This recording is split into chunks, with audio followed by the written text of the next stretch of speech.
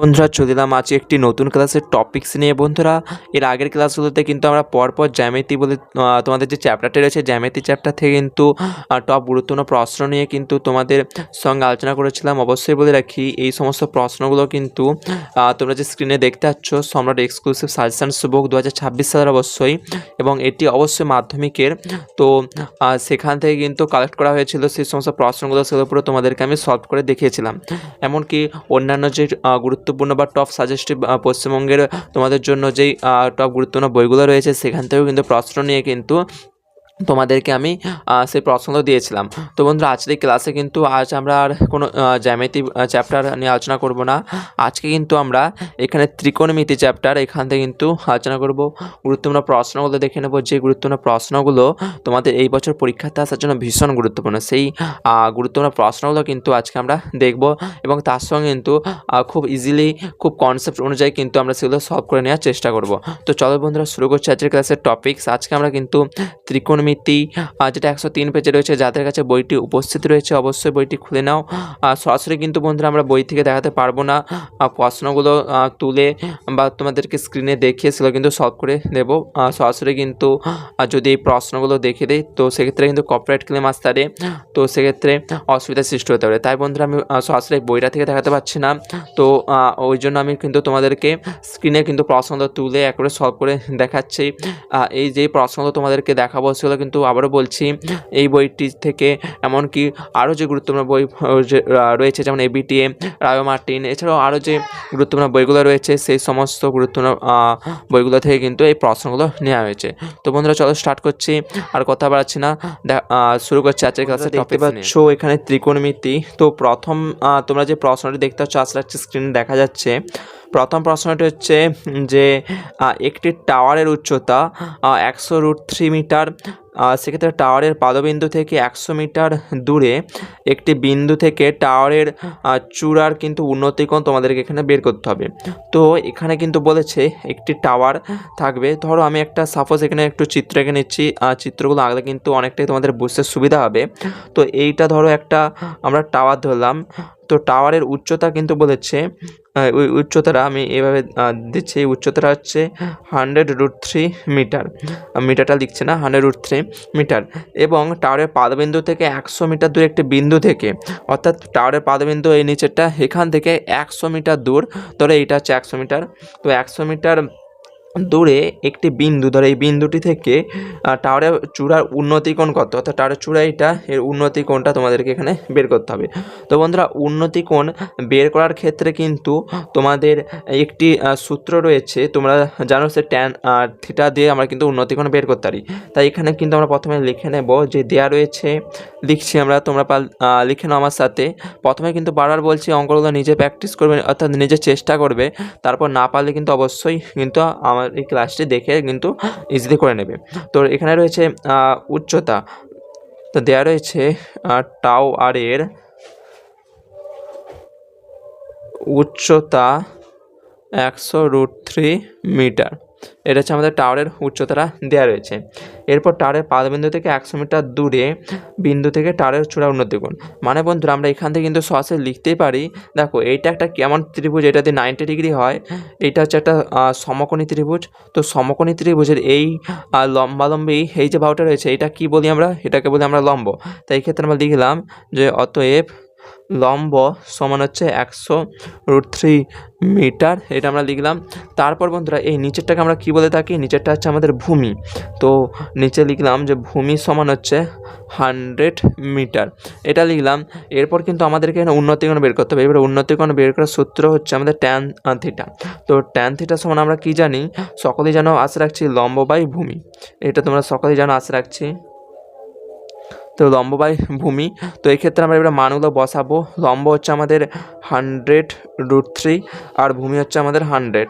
তো এখানে 100 কাটবে এবং পড়ে রইল শুধু √3, আর √3 মানে আমরা বন্ধুরা কী জানি, √3 হচ্ছে ট্যান 60 ডিগ্রির মান।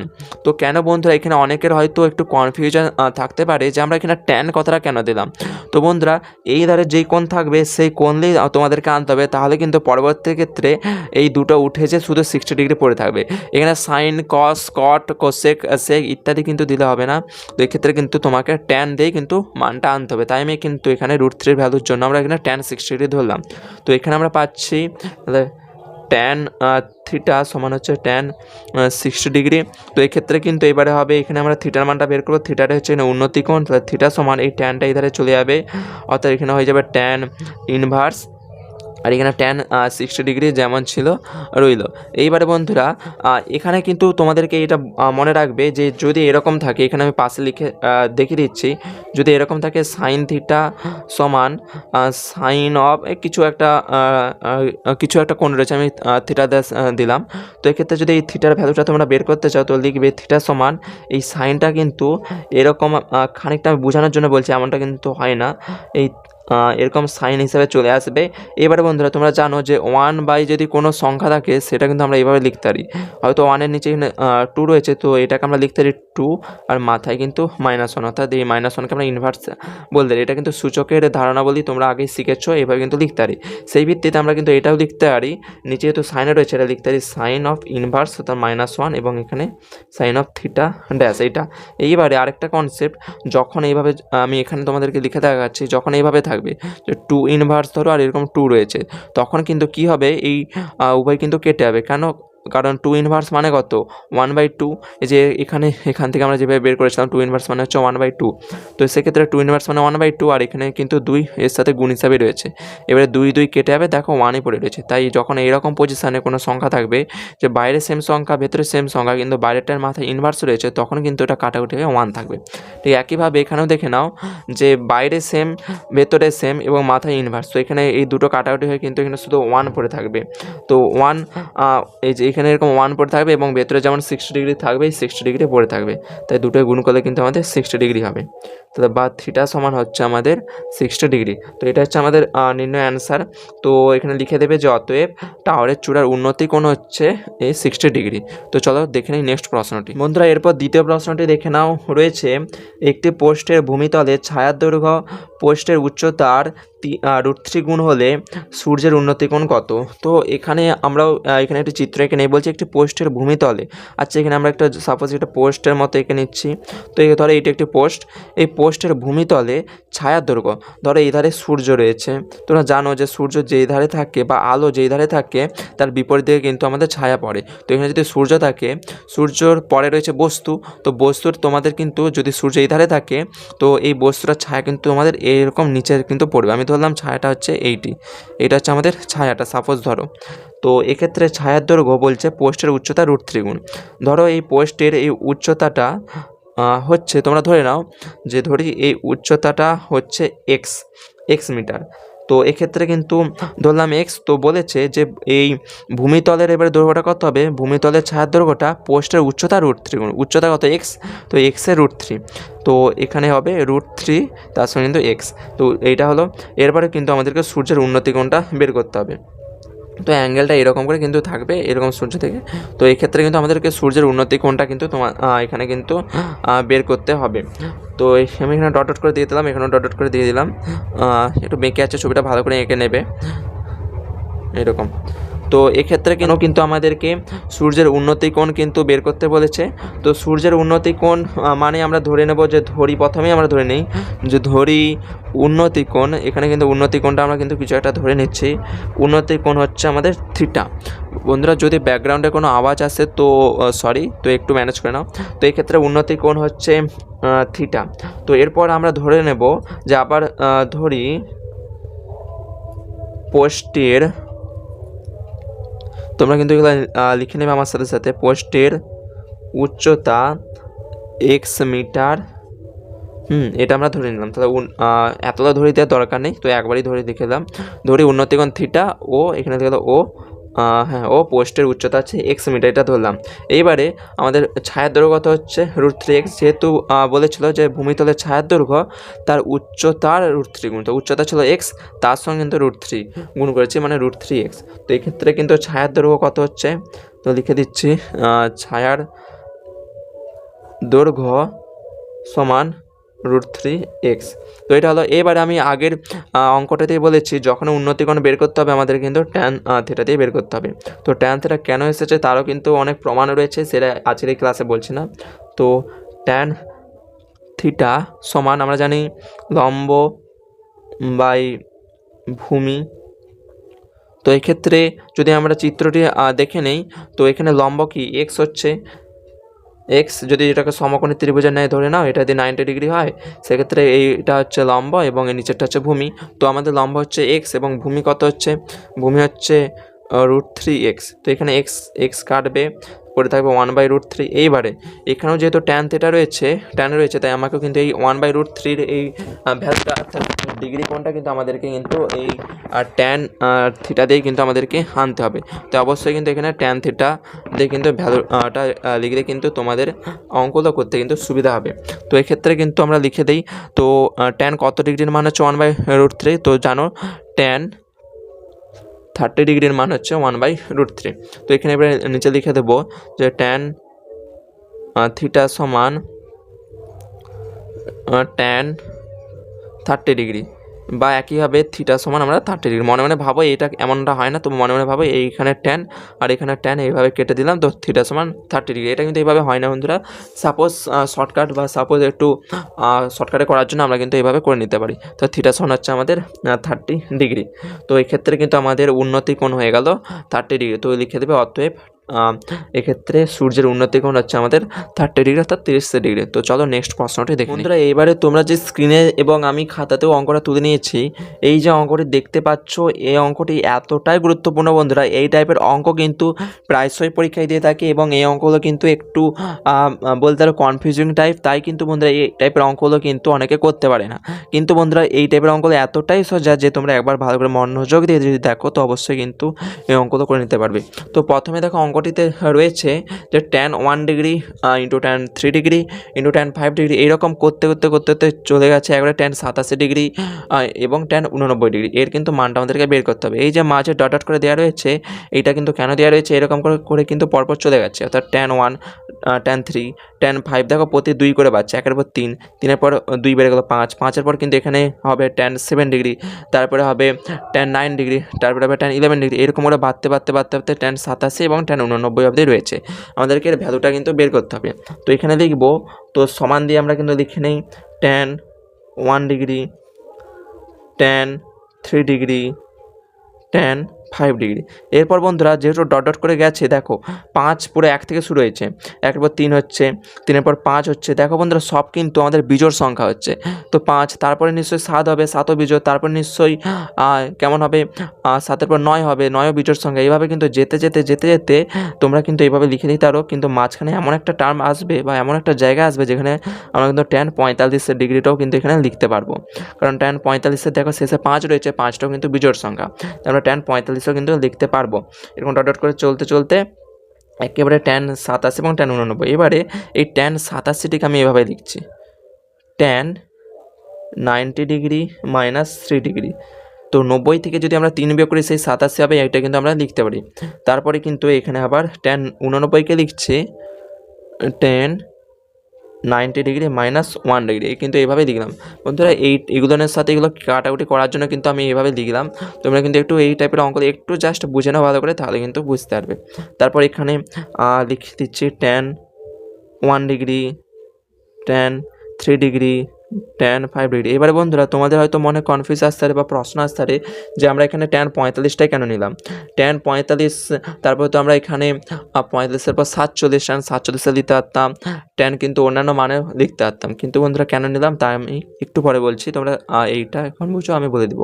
তো ট্যান 5 ডিগ্রি এভাবে করতে করতে করতে করতে আমরা জানি যে ট্যান 45-এর মান হচ্ছে 1। অবশ্যই ভ্যালুগুলো মনে রাখবে, নইলে কিন্তু এই অঙ্কগুলো করতে পারবে না। ট্যান 45-এর মান হচ্ছে 1।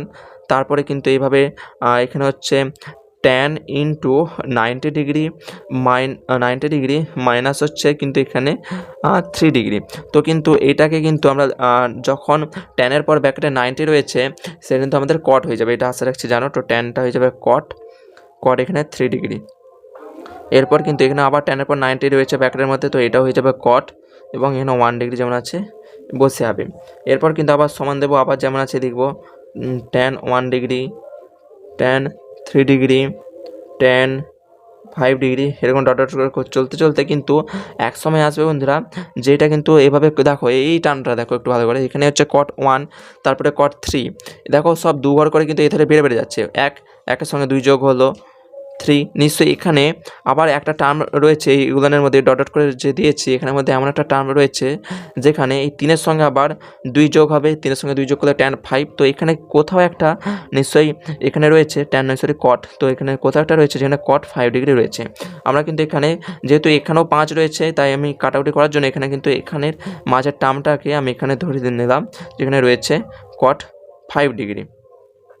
তো এক্ষেত্রে আবার ডট ডট করে চলতে এক্ষেত্রে কিন্তু আবার এখানে cot 3, সরি এখানে আর ডট ডট করে দেওয়ার দরকার নেই, কারণ পরপর আমরা লিখলাম। এখানে রয়েছে cot 1, তারপরে 3, দুবার করে বাড়ছে, তারপরেই তো আমাদের 5 চলে আসছে, তাই এখানে ডট করে দেওয়ার দরকার নেই, এখানে গুণ চিহ্ন বা ডট দিয়ে দাও জাস্ট একটা, তারপর এখানে লিখে দাও cot 3 ডিগ্রি, তারপর এখানে cot 1 ডিগ্রি, বাস এইটা হলো। এবারে বন্ধুরা হয়ে যাবে অঙ্কটা। তো tan এখানে 1 degree, tan 3 degree, tan 5 degree, এরকম ডট ডট করে চলতে এবারে cot মানে আমরা কি জানি, এখানে লিখছি আমরা, ধরো এই জায়গাটায় লিখতেছি।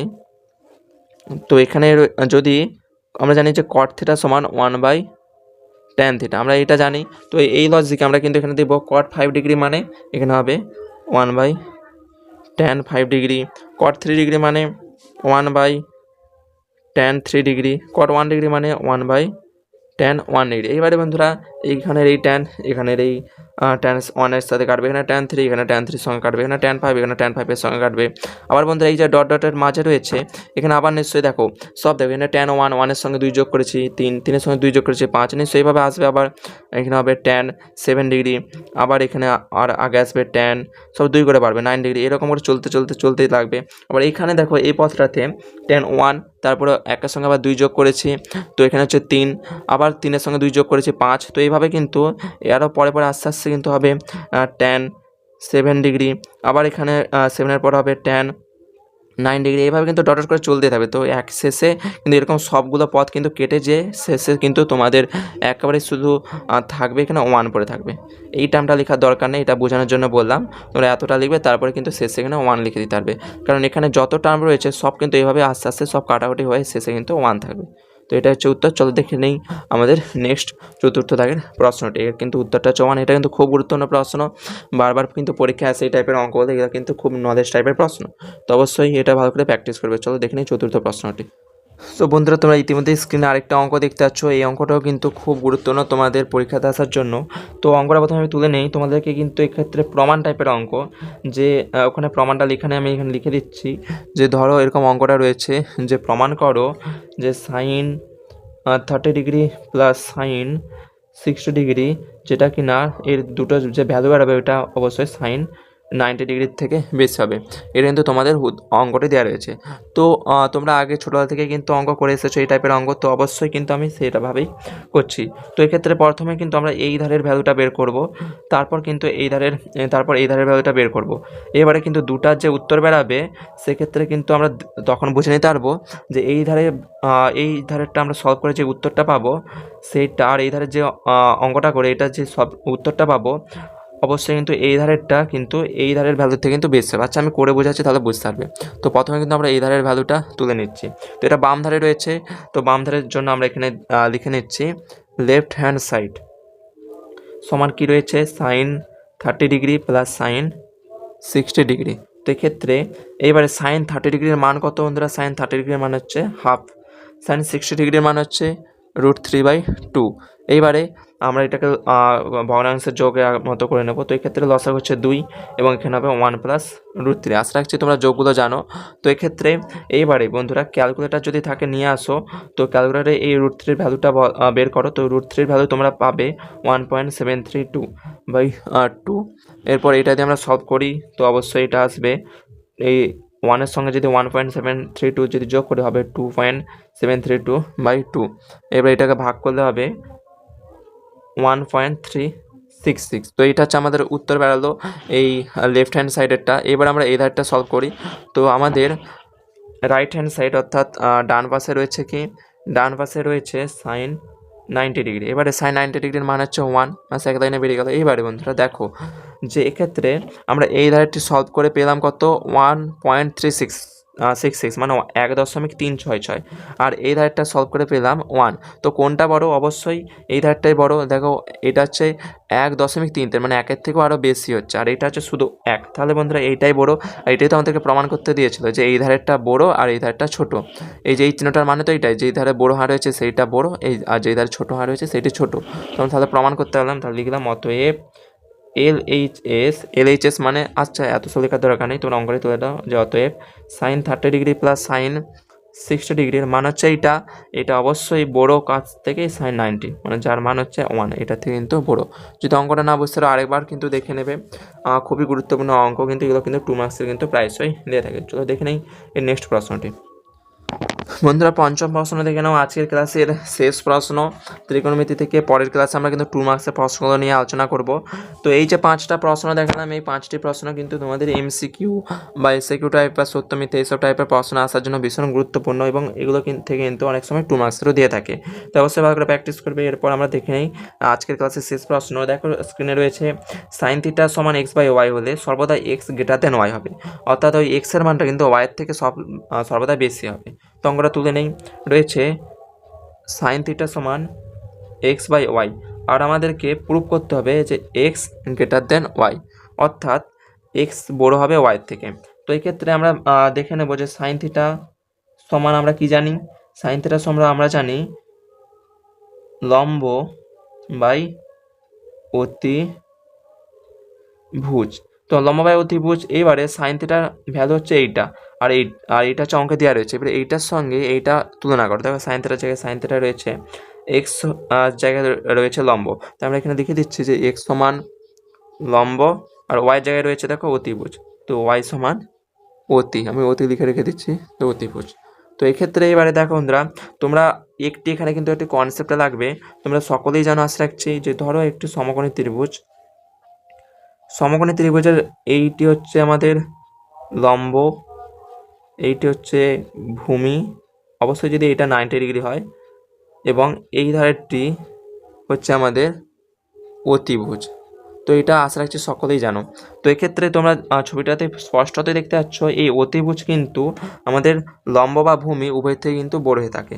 এটা কিন্তু প্রায়শই বলতে আরও যে অতিভুজ কিন্তু সর্বদা বলবো না, কিছু ক্ষেত্রে কিন্তু সমান হয়ে থাকে, কিন্তু বেশিরভাগ ক্ষেত্রে যদি তোমরা দেখো কিন্তু অতিভুজটা কিন্তু তোমরা কিন্তু এই লম্ব বা ভূমি দুয়ে থেকে কিন্তু তোমরা দেখো বেশি বড়ই মনে হচ্ছে। তাই ক্ষেত্রে অবশ্যই এখানে যে অতিভুজটা রয়েছে, অতিভুজ মানে কিন্তু এখানে হচ্ছে দেখতে পাচ্ছ অতিভুজ হচ্ছে ওয়াই। তো ওয়াই কিন্তু অবশ্যই এক্সের থেকে কিন্তু বড় হবে। তাই কিন্তু এক্ষেত্রে কিন্তু আমাদেরকে অঙ্কটা কিন্তু একটু অন্য টাইপের দেওয়া রয়েছে, অঙ্কটা কিন্তু একটু ভুল দেওয়া রয়েছে। বলেছিল যে এক্স গ্রেটার দেন ওয়াই, এইটা কিন্তু তোমাদেরকে আমার প্রথমে বলা ভুল হয়েছে। এক্স গ্রেটার দেন ওয়াই এটা কিন্তু তোমাদেরকে যাচাই করতে হবে যে এটা কি সত্য না মিথ্যা। তো অবশ্যই কিন্তু এখানে মিথ্যাই বোঝা যাচ্ছে, কারণ ওয়াই তো হচ্ছে আমাদের অতিভুজ। তো অতিভুজ কখনো এই যে এইটার মানে কি, যে ওয়াই এক্সের থেকে ছোট, এটা তোমাদেরকে দেখতে বলছে ঠিক কিনা। তো ওয়াই হচ্ছে এক্সের থেকে ছোট, কিন্তু ওয়াই তো হচ্ছে আমাদের অতিভুজ আর এক্স হচ্ছে আমাদের লম্ব। অতিভুজ কখনো লম্ব থেকে ছোট হতে পারে না, হয় সমান হবে নইলে বেশি হবে অতিভুজ, কিন্তু কখনো ওয়াই কিন্তু এক্সের থেকে ছোট হতে পারে না। এক্ষেত্রে এই যে তোমরা এখানে লিখছো যে লম্ব, এই যে এটা লিখছি লম্ব বাই অতিভুজ সমান, এখানে কি রয়েছে, লম্ব হচ্ছে এক্স আর অতিভুজ হচ্ছে ওয়াই। এটা কিন্তু সর্বদা কিন্তু আমরা বলতে পারি, এখানে 1 দিলাম, এই 1-এর ভ্যালু এখানে 1 দিলাম।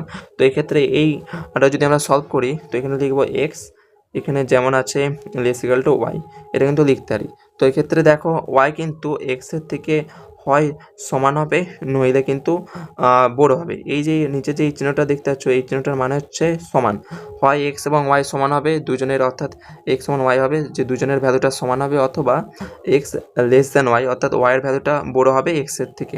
তো এটা কিন্তু হতে পারে, কিন্তু এখানে কিন্তু প্রশ্ন দিয়েছিল ওয়াই ছোট এক্স বড়, কিন্তু এটা কোনো সম্ভব নয়। এই এক্স হচ্ছে যে এইটাই লম্বটা, আর ওয়াই হচ্ছে এই অতিভুজটা। তো অবশ্যই অতিভুজ বড়, মানে ওয়াই সবসময় বড় হবে এক্সের থেকে, অর্থাৎ এখানে কিন্তু সঠিকটা হতো এইরকম যদি থাকতো তবুও কিন্তু বলা যেত যে এটা সত্য। কিন্তু বন্ধুরা দেখো এরকম রয়েছে, তাই কিন্তু এক্ষেত্রে এই বিবৃতিটি কিন্তু মিথ্যা। তাই এখানে লিখে দেবো অতএব বিবৃতিটি মিথ্যা।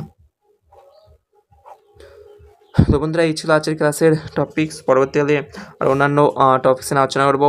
তো অন্যান্য সাবজেক্টের জন্য তোমরা প্রস্তুত থেকো। অন্যান্য সাবজেক্টের যত সমস্ত চ্যাপ্টার রয়েছে সেখান থেকেও কিন্তু আমি তোমাদেরকে কিন্তু গুরুত্বপূর্ণ প্রশ্ন দিতে থাকবো। তো অবশ্যই যারা নতুন হয় তাহলে সাবস্ক্রাইব করে রাখতে ভুলবে না। ভিডিওটি ভালো লাগলে অবশ্যই লাইক, কমেন্ট এবং শেয়ার করবে। তো দেখা হচ্ছে নেক্সট ক্লাসে।